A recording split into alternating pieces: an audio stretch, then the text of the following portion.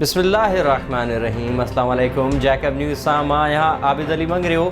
पेश आहिनि हिन वक्त जूं हेडलाइन। जैकबाबाद में कोरोना वायरस जा 27 नवा केस ज़ाहिर, अंग 271 थी वियो। तालका अस्पताल गढ़ी खैरो जे डॉक्टरनि समेत समूरे अमले में 33 ॼणनि जा कोरोना टेस्ट लाइ वरतल सैंपल मां 17 ॼणनि जी टेस्ट पॉजिटिव अची वई आहे। जंहिं बाद तालका अस्पताल गढ़ी खैरो खे 2 हफ़्तनि लाइ मुकम्मल सील करे OPD बंदि कई वई आहे। तालका अस्पताल जे चीफ मेडिकल ऑफिसर डॉक्टर कुर्बान लांघा, फोकल पर्सन डॉक्टर महमूद मंगी, डॉक्टर दीन मोहम्मद बिरोई, डॉक्टर यूसुफ भुट्टो, डॉक्टर सुनील कुमार समेत 17 डॉक्टरनि ॿिए हमले में कोरोना हुजण जी तस्दीक कई वई आहे। जैकबाबाद में JUI पारां पीअण जे पाणी जी मेगा स्कीम मां साफ़ ऐं मिठे पाणी जी अदम फराहमी ख़िलाफ़ बुख हड़ताल ऐं मुज़ाहिरो। वाटर मेगा मंसूबे खे मुस्तक़िल कामयाबी सां हलाइण लाइ शहरिन, वापारिन, सहाफ़िन, वकीलन ऐं समाजी तंज़ीमनि जे अॻवाननि ते मुश्तमिल वाटर मैनेजमेंट बोर्ड जोड़ण जो मुतालबो। मुख्तियारकार जैकबाबाद अब्बास सदायो, अबू बकर सदायो ऐं SMA हाई स्कूल जे हेड मास्टर मुश्ताक सदायो, जंहिंजो वालिद हाजी ग़ुलाम मुस्तफ़ा सदायो लाॾाणो करे।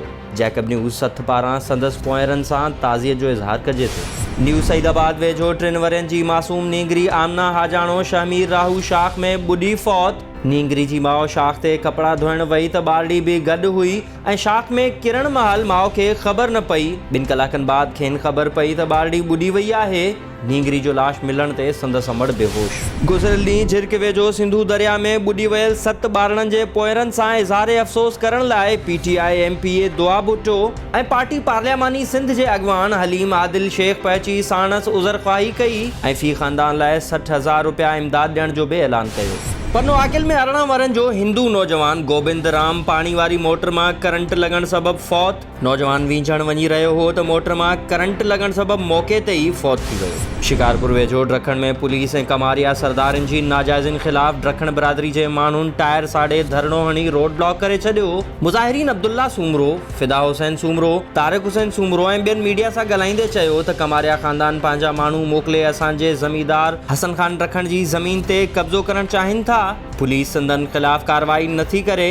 हुननि ॿुधायो त सुबुह जो कमारियुनि जा माण्हू नईम कमारियो, मंठार उमरानी, नफ़ीस शर, अकबर सांगरो ऐं ॿिया हसन खान ड्रखण जी ज़ाती ज़मीन ते हथियारबंद साण करे कब्ज़ो करणु पहुता त असां ड्रखण पुलिस खे अहिड़ो इत्तला ॾिनोसीं। जंहिं बाद ड्रखण पुलिस कच्ची NC दाख़िल कई ऐं जवाबदारनि ख़िलाफ़ FIR दाख़िल करण खां इनकार कयो ऐं SHO ड्रखण लीमो ख़ान लाशारी असांखे धिका ॾेई थाणे मां कढी छॾियो। हुननि मुतालबो कयो त SSP शिकारपुर कामरान नवाज़ नोटिस वठी इंसाफ़ करे। काज़ी अहमद में कच्चे जे ॻोठ लाखाट जी रहवासिन बेवा औरत मसमात हाजाणी जतोई जे पुट खे खंभे गुम करण ते लाखाट पुलिस ख़िलाफ़ एहतजाज। लाखाट पुलिस बिना के ॾोह जे मुंहिंजे नौजवान पुट मीर हज़ार जतोई खे खंभे गुम करे छॾियो आहे। ख़दशो आहे त पुलिस मुंहिंजे पुट खे कूड़े मुक़ाबले में क़तल करे छॾींदी। SSP शहीद बेनज़ीराबाद खे अपील थी करियां त पुट खे ज़ाहिर कयो। मीरपुर माथेलो में फ़नकारनि पारां सरकारी सतह ते सहायता न थियण ते एहतजाजी मुज़ाहिरो।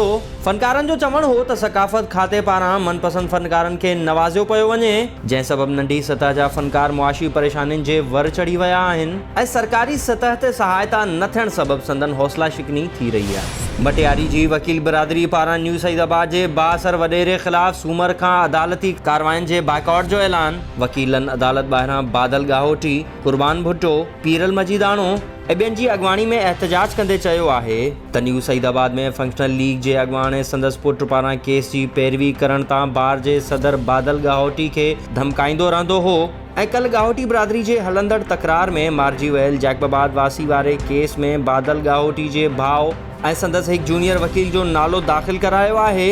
जंहिं बाद न्यू सईदाबाद पुलिस वॾेरे जी वांगारी बणिजी संदसि ओताक ते चढ़ाई कई आहे, जेको मज़म्मत जोॻो अमल आहे। वॾेरे पारां पुलिस ज़रिए हिरासां करण ख़िलाफ़ सूमर खां अदालती कार्रवाइनि जो बाइकॉट कंदासीं। बेहड़ में क़तल थी वियल तमनदार चांडिया काउंसिल जे चेयरमैन रईस मुख्तियार चांडियो, संदसि भाउ काबिल चांडियो ऐं वालिद करमुल्ला चांडियो जे क़तल केस जी ॿुधणी मीरपुर माथेलो दहशतगर्दी ट्रोड़ अदालत में थी गुज़री। ॿुधणी दौरान उमे रुबाब चांडियो बि पहुती। अदालत में जवाबदार धुर जे वकीलनि पारां पाकिस्तान पीपल्स पार्टी जे MPS नवाब सरदार खान चांडियो ऐं संदसि भाउ बुरहान चांडियो जा नाला केस मां ख़ारिज करण लाइ दलील ॾिना, जंहिं ते अदालत फ़ैसिलो 20 जून ताईं महफ़ूज़ करे छॾियो आहे। काज़ी अहमद जे ॻोठ पीर सैयद हाजी नूर शाह वासी पीर असद अली शाह पारां व्याजखोर अब्दुर्रहमान जतोई ख़िलाफ़ एहतजाज। संदसि चवण हो त अब्दुर-रहमान जतोई खां 50,000 व्याज ते वरिता हुआ ऐं 80,000 वापसि कया आहिनि। तंहिं बावजूदि हुन मूं ॾांहुं 5 लाख व्याज कढियो आहे। इनकार करण तां धमकियूं ॾेई रहियो आहे। मटियारी में अॻूणे तालका नाज़िम न्यू सईदाबाद जी मुबैना ज़ियादतियुनि ख़िलाफ़ खोसा बिरादरी जी औरतुनि पारां एहतजाजी मुज़ाहिरो। औरतुनि इल्ज़ाम हणंदे चयो त अॻूणो तालका नाज़िम न्यू सईदाबाद असांखे घर ख़ाली करण लाइ हिरासां करे रहियो आहे, जंहिं ख़िलाफ़ एहतजाज करण ते बाअसर असांजे भाइरनि खे कूड़नि केसनि में फसाइण जूं धमकियूं ॾेई रहियो आहे। असां मिसकीननि जी मदद कई वञे। ओबावड़ो भरिसां ॻोठ बगड़ा कोरी में चौपाए माल जो फसल भरिसां गुज़रण तां ज़ालिम ज़मींदार चौपाए माल खे लोही सीखनि सां ॾंभ ॾेई 20 खां वधीक ढोर ज़ख़्मी करे छॾिया। ॻोठाणनि जो वॾेरे जे अहिड़े ज़ुल्म ख़िलाफ़ एहतजाज, वॾेरे ख़िलाफ़ केस दाख़िल करण जो मुतालबो। ही हुयूं हिन वक़्त ताईं जूं हेडलाइंस। वधीक ख़बरुनि ऐं तफ़सील लाइ विज़िट कयो असांजी वेबसाइट www.jacobnewshd.com ऐं फेसबुक ते फॉलो कयो। ॾिसंदा रहो जैकब न्यूज़, ख़बर खां हक़ीक़त ताईं।